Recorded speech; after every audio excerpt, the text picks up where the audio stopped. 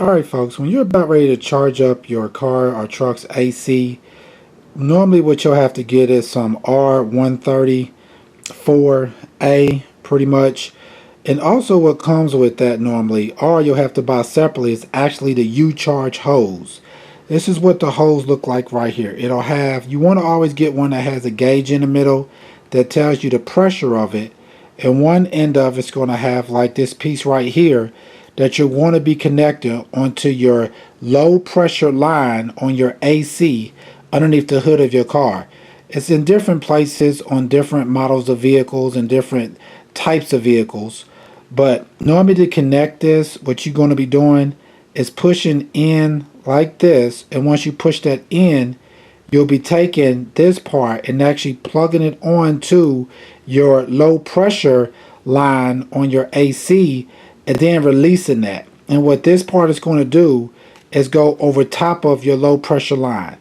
Once you have that connected, what you're going to be doing next is taking this side of it, which you're actually going to be screwing on to your refrigerant can.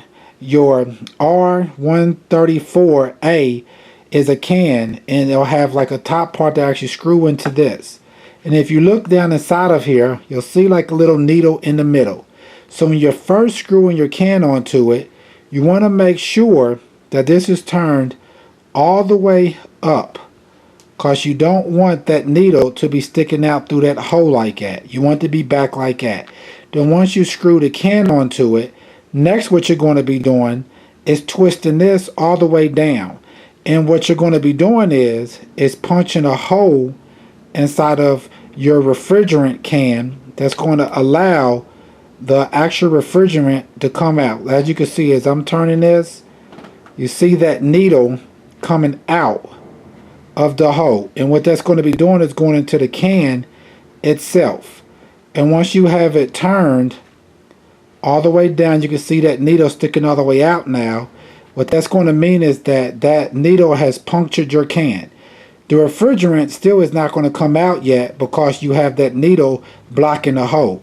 So what you have to do now is turn it back the opposite way, which is going to be you pretty much removing the needle from out of the can. And once you do that, you see the needle going back. Now the refrigerant will basically come out of the can and go into your system. Also, what you're going to want to do with this, when you connect it, you want to look at this dial right here. What this dial is doing is telling you what the pressure is going into your AC unit. You don't want that black needle right there to go into the red. That means that it's too much pressure on it or something's wrong with your AC unit. And the way to set this up is, the first thing that you want to do is figure out what the temperature is outside. Say, for example, the temperature is 85 degrees. If you look closer, you'll see like two clear lines across, like right here that's moving. You could turn the top part.